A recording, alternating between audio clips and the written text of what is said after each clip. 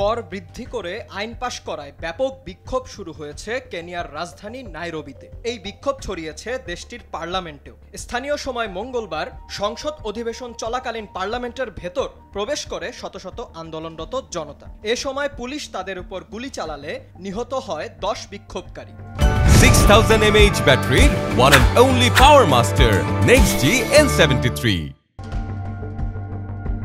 উচ্চ মূল্যস্ফীতিতে কেনিয়ায় জীবনযাত্রার ব্যয় বেড়েছে অসহনীয় পর্যায়ে। এর মধ্যে দেশটির সরকারের কর বৃদ্ধির প্রস্তাবে দেশজুড়ে শুরু হয় বিক্ষোভ। এদিকে মঙ্গলবার দেশটির সংসদে এ প্রস্তাবের চূড়ান্ত অনুমোদন দেয়া হলে মারমুখী অবস্থান গ্রহণ করে বিক্ষোভকারীরাও। পুলিশকে লক্ষ্য করে পাথর নিক্ষেপের পাশাপাশি ব্যারিকেড ভেঙে সংসদ ভবনে ঢোকার চেষ্টা করে বিক্ষোভে অংশ নেয়া হাজার হাজার মানুষ।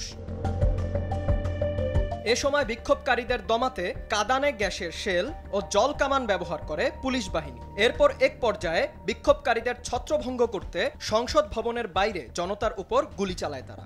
এদিকে গুলি চালানো সত্ত্বেও বিক্ষোভকারীরা ভেতরে ঢুকে পড়ায় পার্লামেন্টের বেসমেন্টে গিয়ে আশ্রয় নেন অধিবেশনে আলোচনারত এমপিরা। অন্যদিকে বিক্ষুব্ধ জনতার দাবি, পার্লামেন্ট বন্ধের পাশাপাশি পদত্যাগ করতে হবে দেশটির প্রেসিডেন্ট উইলিয়াম রুটো সহ সকল এমপিকে। সেই সাথে গঠন করতে হবে নতুন সরকার।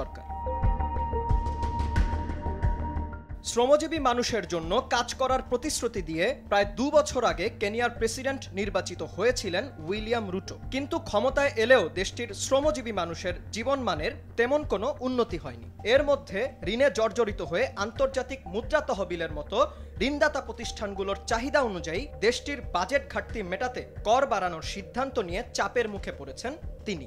এর জের ধরে গেল সপ্তাহ থেকেই শুরু হওয়া এই বিক্ষোভ সমাবেশের মুখে বিক্ষোভকারীদের সঙ্গে কথা বলতেও প্রস্তুত বলে জানান কেনিয়ার এই প্রেসিডেন্ট।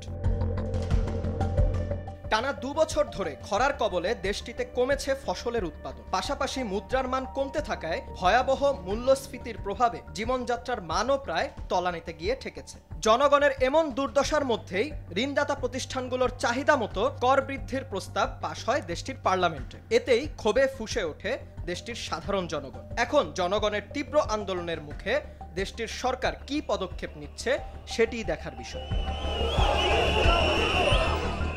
বিনিয়ামিন, RTV।